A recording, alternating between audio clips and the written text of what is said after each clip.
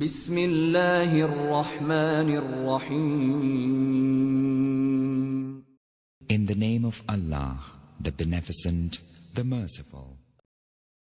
بسم اللہ الرحمن الرحیم. ولا تحضوا علی طعام المسکین.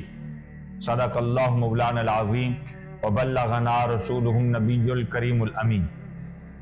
خالق کائنات جل جلالہ عما نوالہ نے اپنے فضل سے، اپنے کرم سے، اپنی مہربانی سے اس نے ہمیں نعمت ایمان سے سرفراز فرمایا.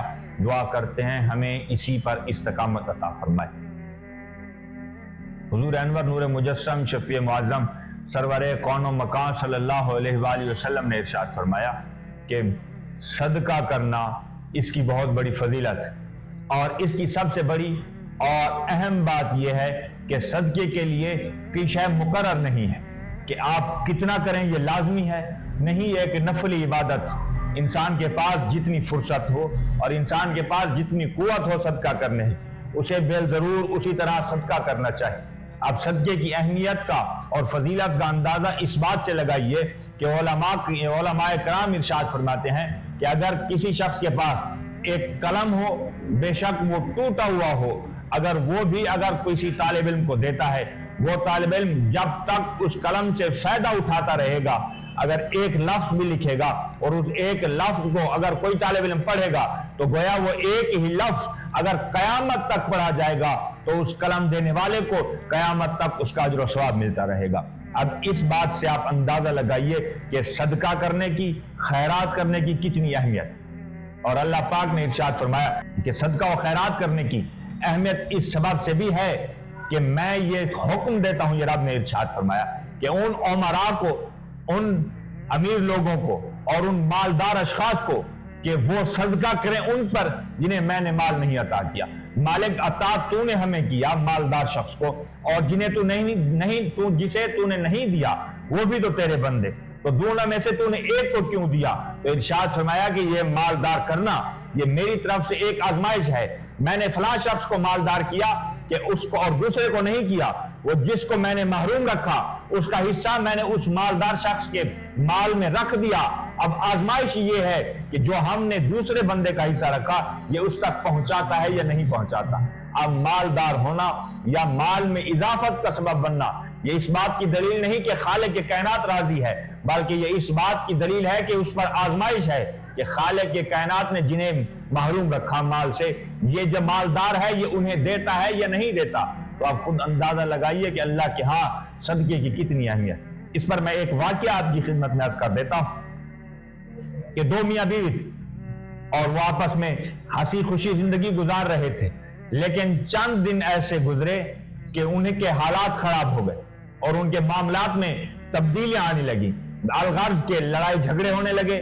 اسی طرح ایک بندہ رب کے کا وہ بندہ اور وہ عورت آپس میں جھگڑا کرنے لگے، پریشان ہونے لگے، اور آپس میں یہاں طلاق تک بات آ گئی کہ وہ جو محبت سے رشتہ نبھا رہے تھے اب مال کی کمی کے سبب ان میں یہ معاملہ ہو گیا کہ اب نوبت جدائی تک آ گئی. بالآخر وہ عورت اٹھی اور جا کر ایک مالدار شخص کے دروازے پر جا کر کھڑی ہوئی اور اس کے نوکر کو کہا کہ جاؤ مالک کو پیغام دو کہ اس کی بہن اس سے ملنے کے لیے آئی.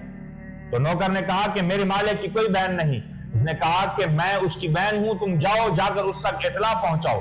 اور وہ مالک آیا اور اس نے کہا میری تو کوئی بہن نہیں. اس نے کہا ہم بہن بھائی ہیں دینی طور پر، اسلامی طور پر ہم ایک دوسرے کے بہن بھائی ہیں، لیکن اب میں تمہارے پاس ایک فریاد لے کر آئی ہوں. اب ہمارے درمیان یہ معاملہ ہو گیا کہ اب پریشانی کا عالم یہ ہے کہ میں مالدار تھی اور میرا شوہر بھی مالدار تھا. اب ہم اتنا پریشان ہو گئے کہ مال کی کمی کے باعث اب ہمارے درمیان محبت جاتی رہی. اب جدائی کا لمحہ آ پہنچا. کیا تم میری مدد کر سکتے ہو؟ تو اس نے کہا کہ میں تمہاری کیا مدد کروں؟ کہا آج کے دن میری مدد کرو. خالق کے کائنات اس دن تمہاری مدد کرے گا جس دن تمہارے پاس کچھ نہیں ہوگا. آج تمہیں خالق کے کائنات کو دینے کے لیے تمہارے پاس کیا ہے؟ تو اس نے بہت سا مال دے دیا اور نوکر کو کہتے ہوئے یہ کہا کہ جاؤ اس کے گھر تک پہنچاؤ.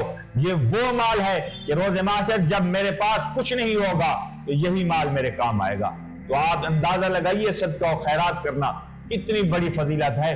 اللہ رب العزت ارشاد فرماتا ہے یہ صدقہ تم حقدار تک بعد میں پہنچاتے ہو، پہلے یہ میرے ہاتھ میں آتا ہے، میں اسے اپنی مرضی سے مستحق تک پہنچا دیتا ہوں۔ تو خالق کے کائنات جل جلالہ و منوالہ نے یہ معاملہ کیا صدقے کے بارے میں۔ حضور انور صلی اللہ علیہ وآلہ وسلم نے ارشاد فرمایا کہ صدقے کی فضیلت تمہیں پتہ ہے اور خیرات کرنے کی فضیلت تمہیں پتہ ہے، یہ کیا ہے؟ ارشاد فرمایا کہ صدقہ و خیرات کرنا بالآخر انسان کو جنت میں لے جاتا۔ تو عرض کیا گیا حضور والا یہ تو ایک نفلی عبادت جو کر سکتا ہو وہ کرے، شاید حیثیت کے لیے ہے کہ وہ صدقہ کرے، لیکن یہ صدقہ کرنا جنت میں کیسے لے جائے گا؟ حضور نے ارشاد فرمایا ضروری نہیں کہ تم مال کا صدقہ کرو، جس کے پاس مال ہو وہی صدقہ کرے تو جنت میں جائے گا، نہیں، ارشاد فرمایا کہ جو پریشان ہو اس کی پریشانی کو تمہارا سننا اور وہ وقت دینا یہ بھی صدقہ ہے۔ ارشاد فرمایا کہ جو پریشان ہو تم اسے مسکرا کر دیکھ لو اور وہ بھی ہنس پڑے تو ارشاد فرمایا یہ صدقہ ہے۔ تم راہ پر جا رہے ہو راستے پر اور وہاں پر ایک کانٹا پڑا ہے، ایک پتھر پڑا ہے، ارشاد فرمایا اسے ہاتھ سے یا پاؤں سے تم ہٹا دو، یہ تمہارے لیے صدقہ ہے، اور ارشاد فرمایا کہ تمہاری طرف سے صدقہ ہو گیا، اور اسی ہٹانے کے سبب سے خالق کے کائنات تمہیں جنت عطا فرمائے۔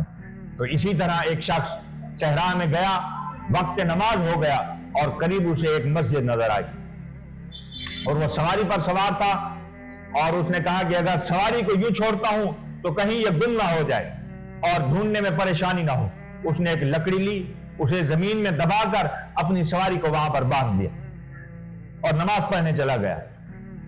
تو خالق کے کائنات جل جلالہ و منوالہ نے ارشاد فرمایا کہ یہ جس نے یہ عمل کیا ہے اسے جنت ہو، اس پر جنت واجب ہو گئی، اس کے لیے جنت ہے۔ اور دوسرا ایک شخص آیا، اس نے دیکھا کہ درمیان راستے میں ایک لکڑی دبا کر رکھی ہوئی ہے، اگر کوئی نابینا شخص آیا وہ گر پڑے گا، اس نے وہ لکڑی اکھاڑ پھینکی اور پھینک دی، لکڑی کو اکھاڑا اور پھینک دیا۔ اب واپس جو اندر شخص نماز پڑھنے گیا ہوا تھا وہ واپس آیا اور آپس میں سارے لڑنے لگے، دونوں لڑنے لگے۔ تو ایک تیسرا شخص آیا، پھر قاضی کے پاس فیصلہ جا پہنچا۔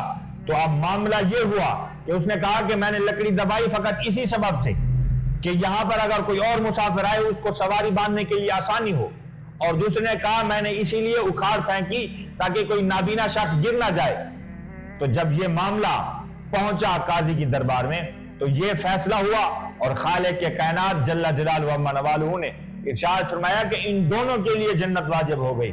تو کہا جاتا ہے کہ دونوں میں سے ایک صحیح ہے، لیکن خالق کے کائنات نے ارشاد فرمایا ان دونوں کی نیت صحیح ہے، اور ان کو ہم اس صدقے کے بدلے اور اس عمل کے بدلے ہم ان پر جنت واجب کرتے ہیں۔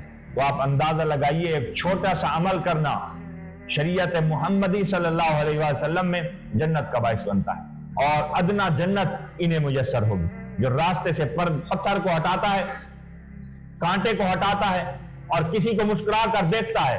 خالق کے کائنات ارشاد فرماتا ہے ہم اسے جنت عطا کریں گے۔ تو رب کائنات جل جلالہ و منوالہ اپنے کرم سے، اپنے فضل سے، اپنی مہربانی سے اس نے ہمیں نعمت ایمان سے سرفراز فرمایا۔ دعا کرتے ہیں ہمیں اسی پر استقامت عطا فرمائے۔ آمین۔ وآخر دعواہم الحمدللہ رب العالمین۔